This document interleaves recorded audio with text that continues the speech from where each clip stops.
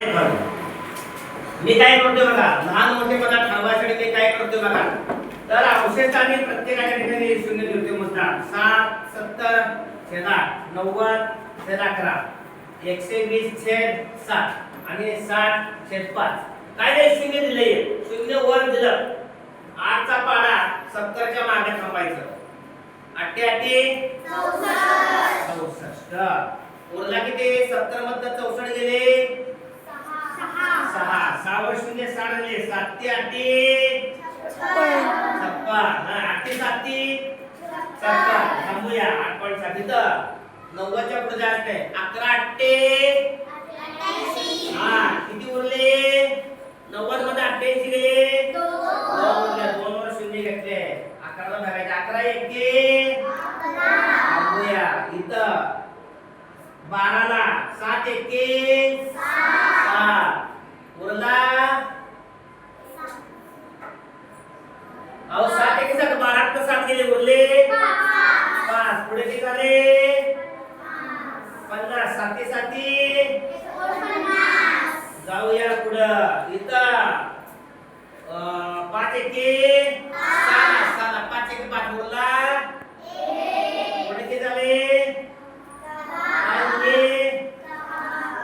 मला चढत्या क्रमाने वाटायचं. चढत्या क्रमानं यात सगळ्यात बारका कोण?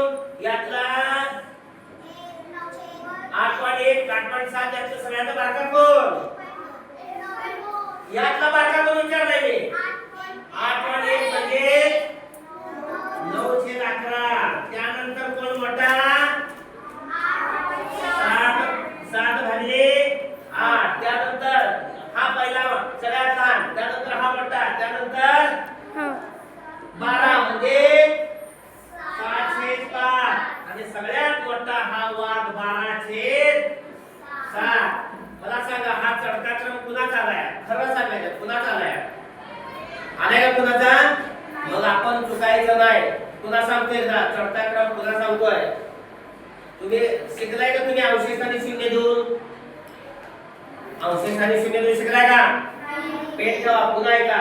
7 वर 0 70 9 वर 0 90 12 वर 0 120 6 वर 0 70 ला 8 ने भागलं 8.7 आलं.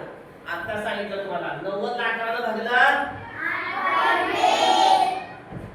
120 ला 7 ने भागलं 17 आलाय. पॉइंट बिट आलेला आहे. आणि 60 ला 5 ने भागलं 12. या सगळ्यात बारका 8.1 आहे. सगळ्यात बारका 8.1 पुढे आला. 8.1 पुढे आला